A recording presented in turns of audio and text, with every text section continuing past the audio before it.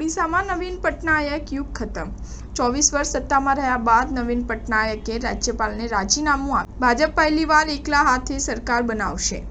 ઓડિશામાં બીજેડી પ્રમુખ નવીન પટનાયકે બુધવારે સીએમ પદ પરથી રાજીનામું આપ્યું હતું। તેઓ ભુવનેશ્વરમાં રાજભવન ગયા અને રાજ્યપાલ રઘુવર દાસને પોતાનું રાજીનામું સુપરત કર્યું હતું। પટનાયક છેલ્લા 24 વર્ષથી રાજ્યના મુખ્યમંત્રી હતા। મંગળવારે 4 જૂને લોકસભા ચૂંટણીની સાથે ઓડિશા અને આંધ્રપ્રદેશની વિધાનસભા ચૂંટણીના પરિણામો પણ આવ્યા। વર્તમાન સરકારોએ બંને રાજ્યોમાં સત્તા ગુમાવી દીધી છે। ઓડિશામાં ભાજપને 147 માંથી 78 બેઠકો મળી હતી, જ્યારે બીજેડીને 51 બેઠકો મળી હતી। પહેલીવાર ભાજપ રાજ્યમાં સંપૂર્ણ બહુમતી સાથે એકલા હાથે સરકાર બનાવી। ભાજપે હજુ સુધી મુખ્યમંત્રીની જાહેરાત કરી નથી। પાર્ટીએ પીએમ નરેન્દ્ર મોદીના ચહેરા પર જ ચૂંટણી લડી હતી। બહુ જલ્દી ભાજપ નવી સરકાર બનાવવાનો દાવો કરી શકે છે। બીજેડી ઓડિશામાં 2000થી સતત સત્તામાં છે। બીજેડી પ્રમુખ નવીન પટનાયક 24 વર્ષથી મુખ્યમંત્રી છે। તેમણે 5 માર્ચ 2000ના રોજ પ્રથમ વખત મુખ્યમંત્રી તરીકે શપથ લીધા હતા। ત્યારથી લઈને 2019 સુધી તેઓ 5 વખત ઓડિશાના સીએમ રહી ચૂક્યા છે। સિક્કિમના પૂર્વ સીએમ